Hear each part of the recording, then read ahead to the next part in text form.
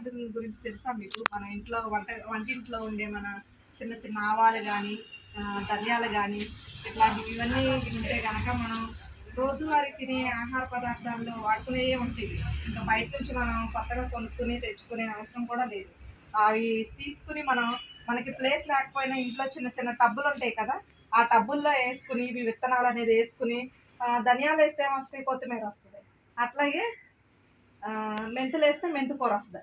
అట్లా అవే కాకుండా చిన్న చిన్న తోటకూర కానీ, ఆకుకూరలు ఏవైనా కానీ ఇవాళ ఉన్న రోజుల్లో మనం ఎక్కువ బయట తినే ఆహారం ఎలాంటిది, వాళ్ళన్నీ ఎరువులు రసాయనాలు ఇవన్నీ వేసి పండిస్తారు కదా. అదే మనం ఇంట్లో తయారు చేసుకున్నాం అనుకోండి, చక్కగా ఆర్గానిక్ అంటే రసాయనాలు ఏమీ లేకుండా మనం సొంతంగా పండించుకుని ఆరోగ్యంగా ఉండడానికి అవి తింటే మనకు ఆరోగ్యమే కదా. ఇప్పుడున్న రోజుల్లో మనకి చిన్న వయసుతో సంబంధం లేకుండా మోకాళ్ళ నొప్పులని, ఆ నొప్పులని ఈ నొప్పులని అన్నీ వస్తున్నాయి. ఇప్పుడు అలా కాకుండా ఈ రసాయనాలు లేకుండా పండించుకొని తిన్నామనుకోండి, వాటి ద్వారా మనం ఆరోగ్యంగానూ ఉంటాము, చక్కగా యాక్టివ్గా ఉంటాము అందరం కూడా. ఇప్పుడు మరి ముఖ్యంగా మహిళల్లో మనకి చాలా ఆరోగ్య సమస్యలైనా వస్తున్నాయి. అది ఎందువల్ల? ఈ రసాయనాల ద్వారా పండించే పంటలు తినడం వల్ల అది వస్తుంది. దానివల్ల అది నివారించడానికి మనం ఏం చేయాలంటే, మనం ఇంట్లోనే కిచెన్ గార్డెన్ని ఏర్పాటు చేసుకోవచ్చు. అట్లాగే ప్లేస్ లేని వాళ్ళు ఎంతమంది చాలామంది ఉన్నారు కదా, ఆ కిచెన్ గార్డెన్ ఆ టబ్బులు కూడా ఎక్కువ లేకపోతే మనకి చాలామందికి వాళ్ళు ఉన్న రోజుల్లో తాటాకిళ్ళు లేవండి, చాలా వరకు డాబాలు ఉన్నాయి కాబట్టి వాటి మీద టెర్రస్ గార్డెన్ని ఏర్పాటు చేసుకోవచ్చు.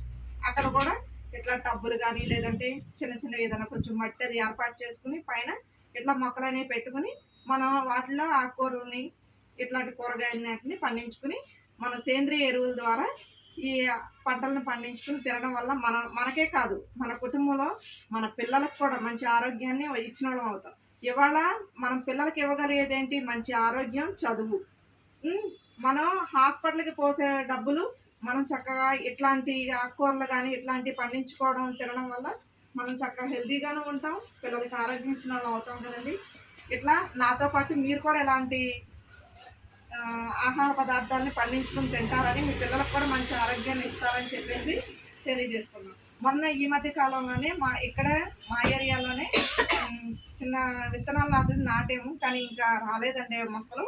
అవి వచ్చిన తర్వాత మళ్ళీ మీకు అది మళ్ళీ ఒకసారి వచ్చి చూపిస్తాం. థ్యాంక్స్ అండి.